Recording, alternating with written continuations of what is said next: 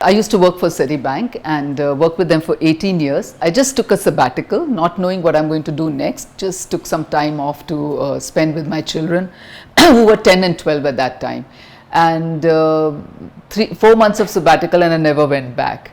I didn't know what I was going to do then, and everybody believes that I quit working to start I Am Gurgaon, but that's not the truth.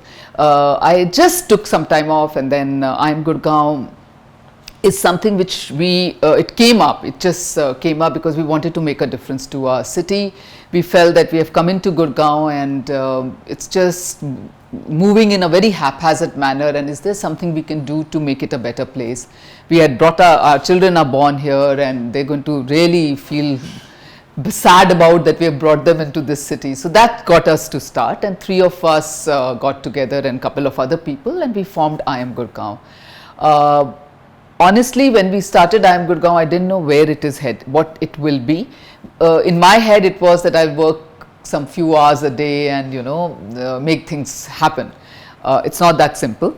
First of all, to have people coming together to say, hey, we'll make a difference is something it was very new to people in Gurgaon or to the administration, and we are working voluntary and not asking for money. And if we only want to give time and we want to give our money and we want to do it voluntarily. So they kept judging us, and there was a huge amount of assessing us that what we are trying to do. And also we didn't know, we didn't know one thing from the other. It's very easy to say you come in a very shielded corporate world, your visiting card has a value, you are known for where you come from, and all of a sudden you are a person who nobody knows. So you need to prove yourself, you need to get your identity. And I Am Gurgaon is not known. It's just a group of people, and I've heard so many times they say bored housewives have got together to do this, which is so funny, but that's how people want to say. And I Am Gurgaon, we started by saying, okay, we will do small things like cleaning up the areas or planting and little bit of stuff, not knowing really where we are headed. And one thing led to another. I think my background coming from Citibank did help. Because you can think big, you've worked in a large organization. I have led a large team. So you kind of start small, and then you say, hey, listen, if you want to make an impact, then it has to be big. You can't just get restricted to your area and things like that. And it started by saying, okay, let's look at a space which we can work on. So Aravali Biodiversity Park, which is a forest which we started to work on.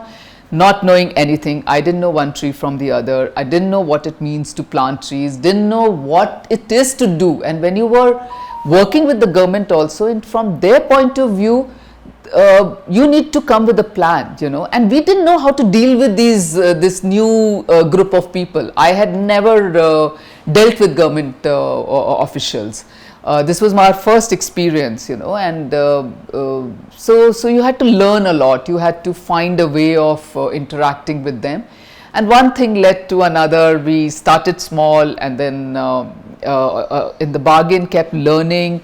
It was very clear that we'll do the right thing. People kept putting us under the bus. You know how everybody wants to believe that you have an agenda. Why would anybody just give up their corporate career to do something like this? You must be wanting to make money. So all kinds of things used to happen. And we only knew one thing, that whatever we do, we will do it right. We're not going to let anybody push us down in terms of drive their agenda through us, and we'll keep finding experts to work with us. So this is how we went along. Again, if anybody asked me today that did you have a plan? No, why we didn't have a plan. We just kept on going, and one thing led to another.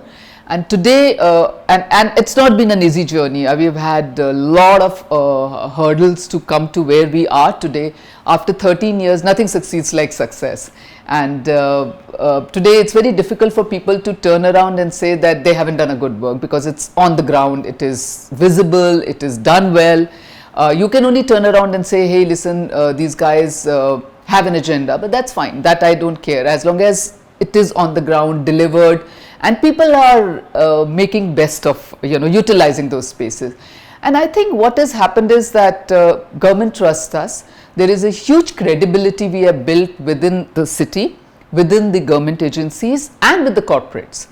And I think it is important, because I'm going to be 56, and from my point of view, I have this is you have to inspire younger generation. You have to inspire younger people to take on what you have started. We can't continue forever, so tomorrow somebody will have to step in for the role we have or what we have started. So in our head, in terms of what I Am Gurgaon means to us, and in terms of what we've been able to get on the ground, is it's totally because of passion, commitment, and believing in ourselves and people around who supported us, and that's what it is and why we are able to do it. I think today there is a huge issue in terms of what we talk about environment, because there is a greed of trying to destroy everything, which is per se at India level and at world level. We are destroying forests. We want to make we have become greedy. We want to construct more. We are not thinking how we will manage the water or pollution, all that. So that thought process we are not thinking. We are only wanting more and more and more and more and more construction and things like that. So that's happening at a country level and at Haryana level for sure. There are a lot of people who are fighting against it. There is every construction destroys something, and there is that balance, which is a tough one. What I feel optimistic about is 13 years back there wasn't a biodiversity park. There wasn't a Chakarpur Wazirabad Bandh or a Badshahpur Bandh, and we're working on 2 more forests. This is reality. This is something which we are creating and leaving for the next generation. And there is government wanting to do it. So and I say very nice things about the administration, and people find it very strange that, oh, they are bureaucratic, they are this and all. They are everything. They are bureaucratic. Some could be corrupt, some could be this, but there are lots of them good people who are wanting to make things happen, and they are picking up people, and just not I Am Gurgaon. There could be many other NGOs which they are picking up and trusting to work with them.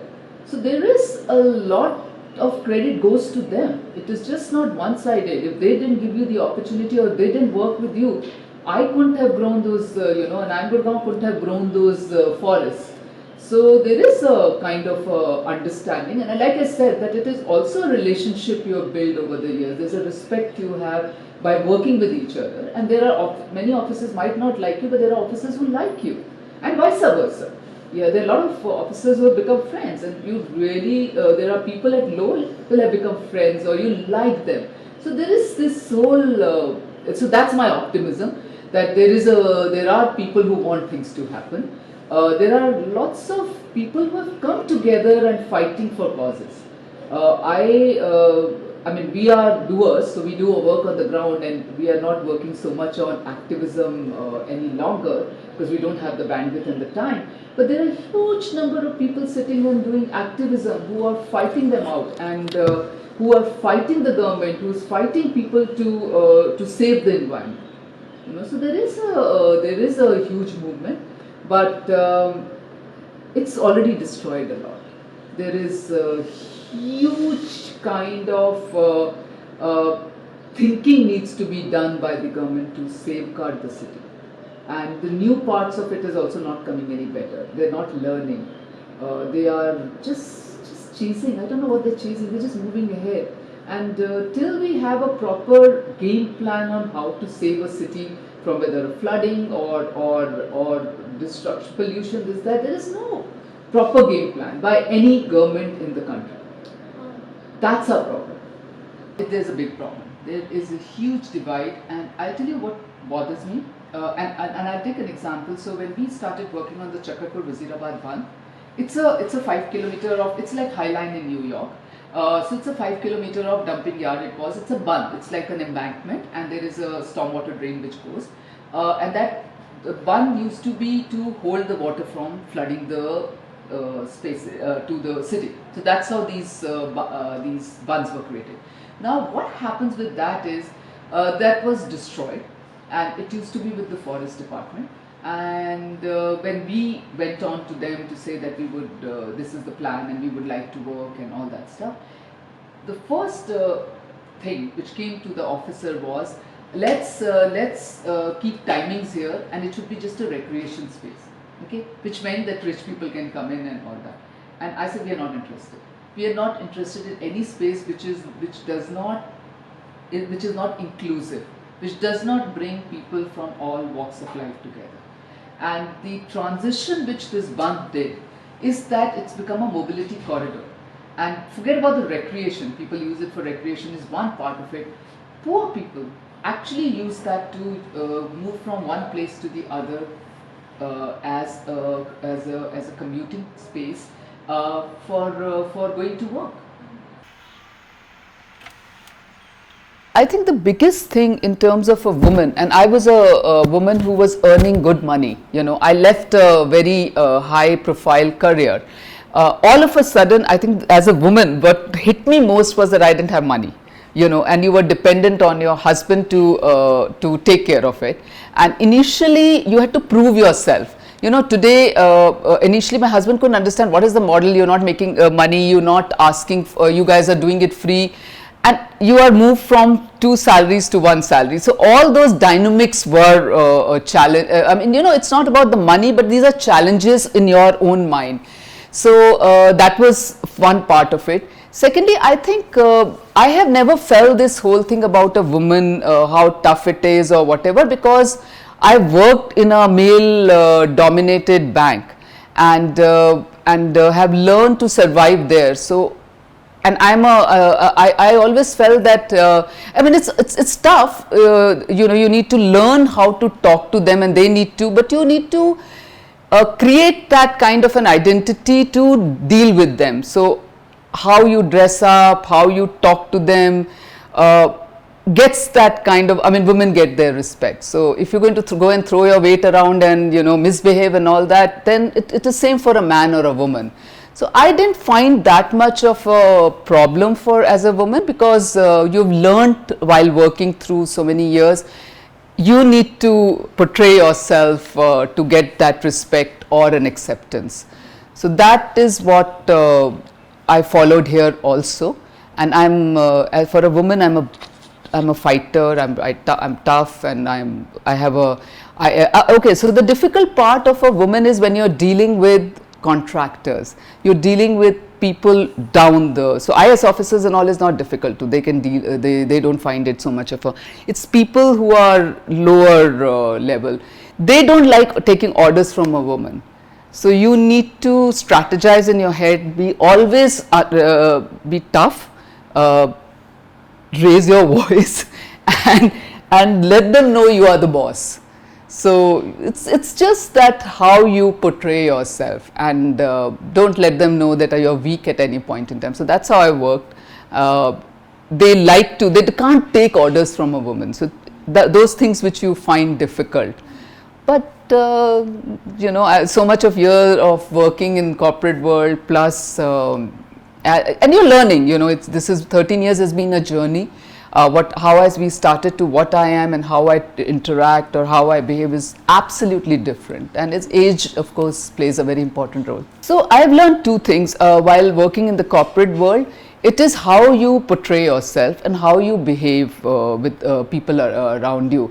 If you're going to be a damsel in distress, they will treat you like one. But if you are confident and you are you are not asking for any special privileges because you're a woman, they will treat you like that. So I think that is one, and and that would happen in corporate world. But here also, if I like, if these, I mean, I'm on a site, I walk as much as they do, or I will climb a climb a space, area as they are doing. So they realize that I'm she can do exactly what they can do. So we'll say, ma'am, aap nahi chal payenge, but they can see I can do it.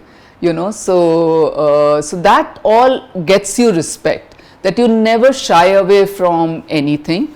what they can do, you can do. You don't pretend, you don't try to act as if, acha, aap aap chale jaiye, I'll come later or whatever. You just stand with them. And like I have worked on sites where it is filth. Filth means 20 years of garbage sitting around there. I have stood with my contractor and stood there for hours together to say, we can do it this way, that way, whatever. So I think all these things get you respect, and and goes for the government officers also. I've done the same, that you stand with them and say, I can do it. If you can do it, I can do it too. When they see a woman, they like to bully you.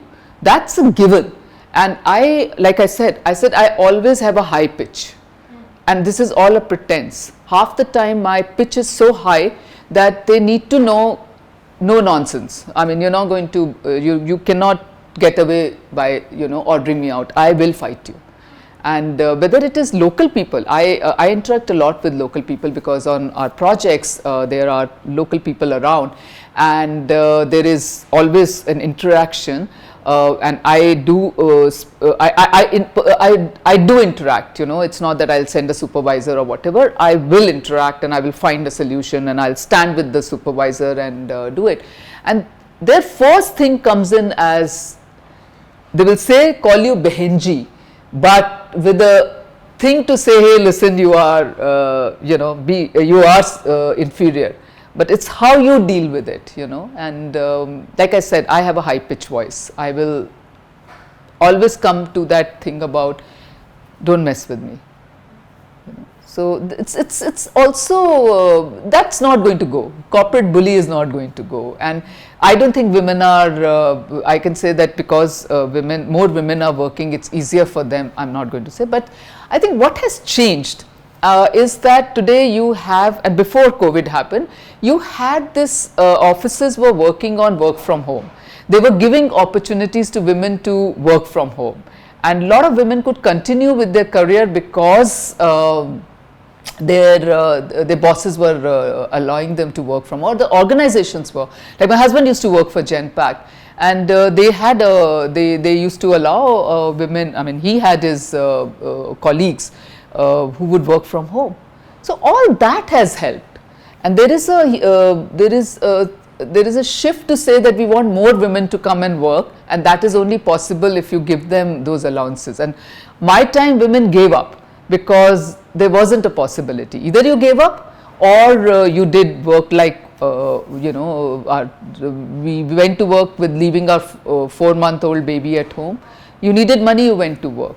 But today you have that option of working from home and still earn money. So lots has changed. I think lots has changed. Women are not taking bullshit as they used to. They are more aware of their rights, and I think also as parents we are making them much more stronger to fight for their rights. I think there is more acceptance of girls working today. I have worked in at a time where I used to go to Punjab. Punjab was my sales territory, and they had never seen a woman coming into Punjab as a person from Delhi or whatever. But it's again how you portray yourself, and I think today there is more acceptance. Women and men are, you are also treating your children accordingly. So like how I got treated by my parents to what we are treating our children is different. You don't judge them for anything. I think you want every child to do well, whether it's a girl or a boy. So I think younger generation has that as an advantage for one. You are not double guessing them that they can't do this or that. So that I feel, I mean, I have 2 boys, so I don't know, but what I can understand, and I hear of my friends' children and all that, that most of girls are finding it easier to go and do any kind of work. First of all, I think it's a very male-dominated city in terms of the people who live there. I mean, erstwhile Haryanvis who live here, they are male dominated. I mean, it is how it is that men are superior than women. However, I mean, I feel that and people who come from Bihar or people who are coming as migrant thing, there is violence, there is they are ill treated, and it's ill treated at every level, whether it is their own family, whether it is it's people where they go to work. So all that is perfectly happening, and I think that you can't take away. Nothing has changed. At lower level, lots remains the same. A woman is a woman, and I am really talking from where we come from, where it's a different space, and it's not the real India. It is not the real people. We are like we say India and Bharat. There is huge gap, and I think, I mean, if I were to look at people who come to work or a driver, their wives are not at the same are given the same privileges or status as we have been able to get it. So that hasn't changed. If you are thinking that has changed, violence, all that stays. So many times you are approached to ask that husband's been beating, or people, there is a girl who works with us, her husband beats her up. So all those continue to happen. I don't think it's changed very much from before, but I think women are learning to stand up, and we also are learning to stand up for them. I think in the upper class it's very difficult to, it's not so open. It could be stray cases and all that stuff, but you don't really hear as much. But I'm sure it's there, and why would it not be there? And younger generation not taking any bullshit. They are walking out of marriages. So I'm sure it is. I will share an incident. So when I quit working Citibank, and when you spoke that you worked with Citibank, whether you are smart or not, everybody says, oh, she must be smart because you are from Citibank. And there was a period where I wasn't doing anything, Citibank was gone, and there was this wife or a mother who's sitting at home, has come from a background of a working woman, but your identity is gone. And they always believe that a woman is a housewife if she's not doing anything, So that always happens. And now when people talk about you is because I think they don't understand why would you work without money, and what drives you, and I think it's they don't want you to succeed. So I think in last few years, and not my own family or your friends or something, but people outside don't want you to succeed. So there is a huge amount of and I'm talking about people who are unknown to you, are saying, they have nothing to do, so they are doing this. Don't know how much impact you are making or what you're doing. They just come from their own background, and initial years was very tough. It was very tough because people ran you down. They found a way to, just run you down for saying, what are these guys doing, and say things about, oh, they're here to make money and all that. But today, nothing, like I said, nothing succeeds like success, for one. Secondly, you're more confident, you have delivered, and I just feel it's their karma. I mean, I'm not going to waste my time on what people think of you. You have such a lot of more things to deliver and do. So it doesn't bother you. But initial years, I cannot tell you how it bothered you. You couldn't understand how can people talk like this. I feel that all the corporate wives have learned to deal with it on their in the way they want to. Some of the corporate wives are not doing what they're like. I'm not a good corporate wife. Like my husband used to say, you're a bullshit corporate wife, because I just couldn't do those parties and things like that. But didn't mean that it didn't work for us. But there are a lot of wives who are very good at it. But I also feel that women today, if they're free and they're finding ways to do something. They're not just wasting their time. I mean, I am so amazed at women today. They're doing cooking from home, selling ice creams, clothes, this, that. Going and giving their time for to schools, college. There's a hell of a lot happening, and at least the people we interact with, I am not finding people are just wasting their time. You know, there is a huge amount of work people, corporate wives are doing today. They have taken a decision to take time off because these are women who are free, or they were earlier spending more time on with the children. You know, also we are at that age our children have gone away, you know, and we all are finding more time for ourselves. So and some of them are also doing it for money. And I have seen a lot happening during COVID because jobs have been lost and cooking became a big thing. So I think there are all kinds of reasons why women have taken, and it's just not money. It could be money, sure. I mean, who is not looking to get that money? But it's also to keep yourself busy. It's also to hone your interest. It's also to say you can do more. And I mean, like, I have a friend who's always been a great cook, and she makes the best desserts. But we used to keep saying, why don't you sell? And it never happened till a year back, and she realized that she's good at it, and why not? So all this is happening, and I think more because we have time. Earlier we were too busy taking care of our children. So this time has helped us to, do many more things. I also come from a very strong belief, and it might sound like a very middle class and thinking and all that stuff. I just feel women keep the families together, and I strongly believe in that. It's how you deal in your families, and how you keep all connections together, and it's a very important part of growing up for your children too. What they see is what they do. So for me, women are very important, and you have to play that role of taking a back seat at times, and there's nothing wrong with it. These are dynamics which you work out in your family. If I was to work late, my husband would come and work here, support at home and all.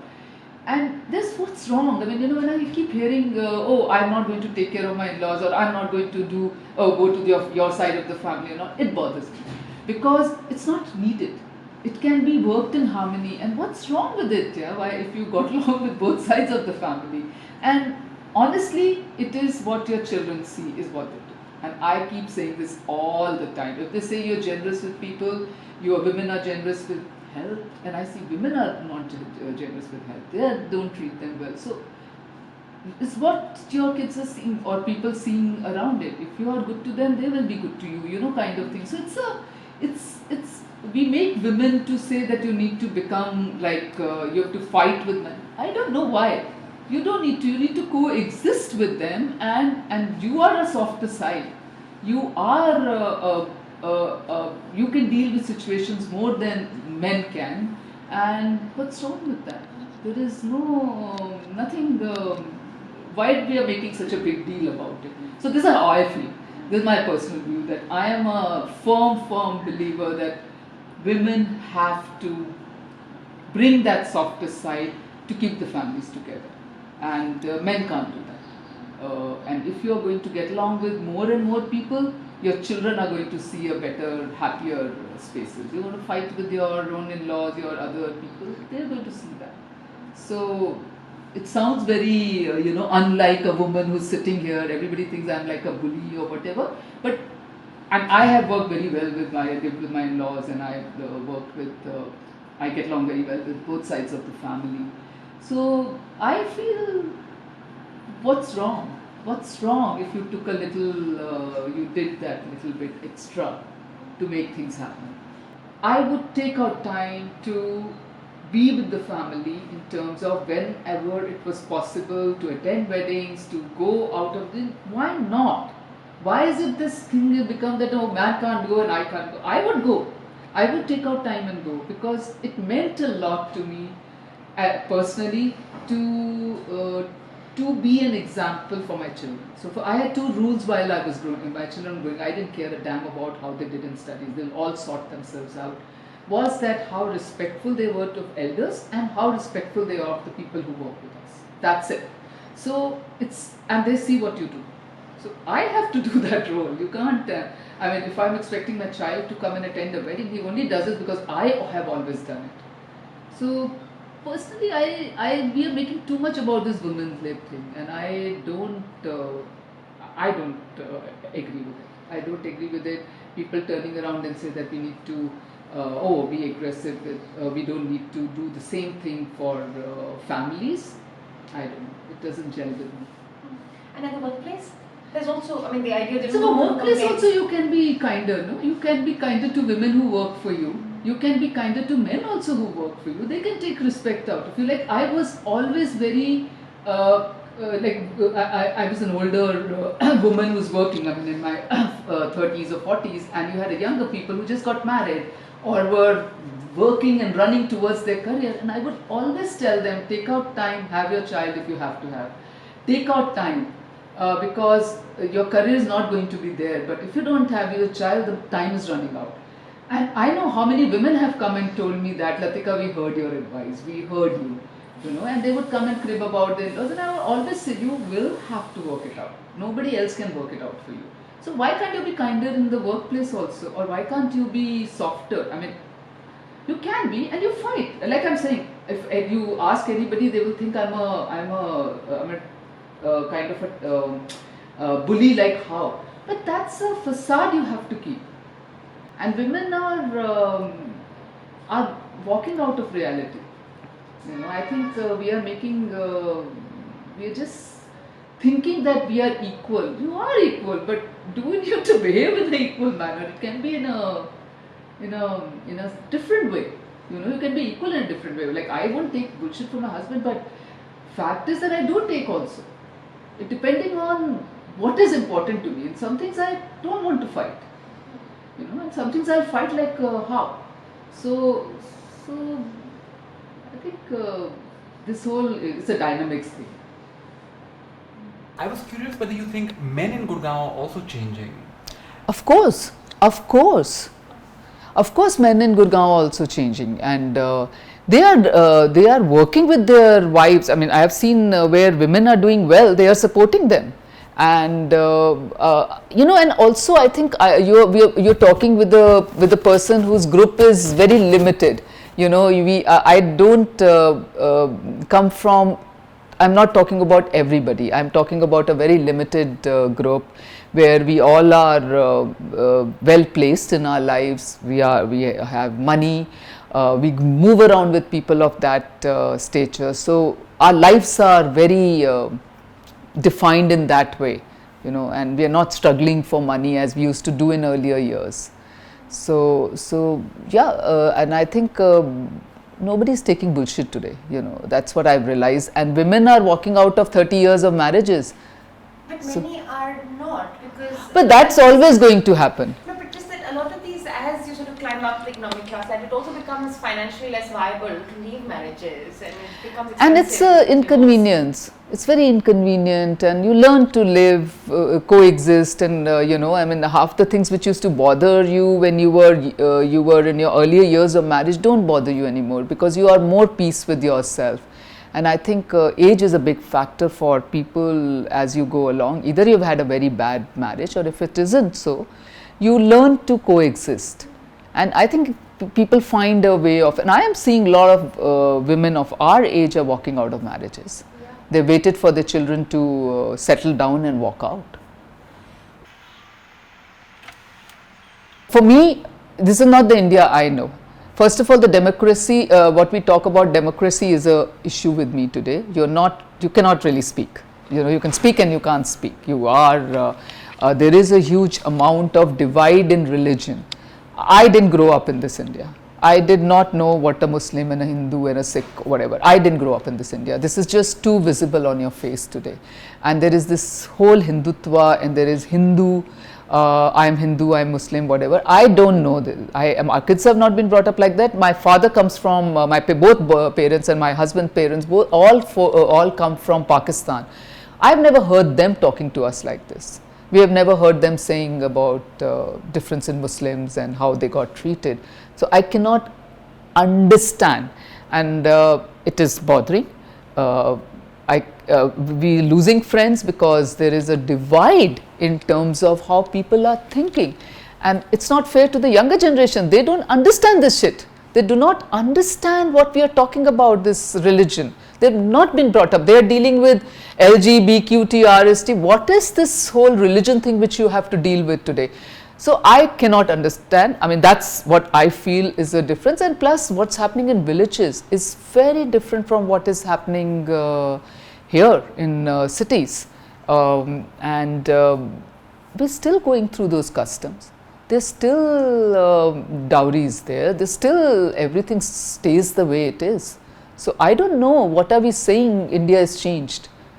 India has only changed in terms of maybe economically, in terms of people becoming, richer becoming richer and poorer becoming poorer. But barring that, we are regressing. What to wear, what we are closing shops because it's a Tuesday or a Navratri. Really, is this the India I grew up in? No, I didn't, and it bothers me. It's not the India I come from.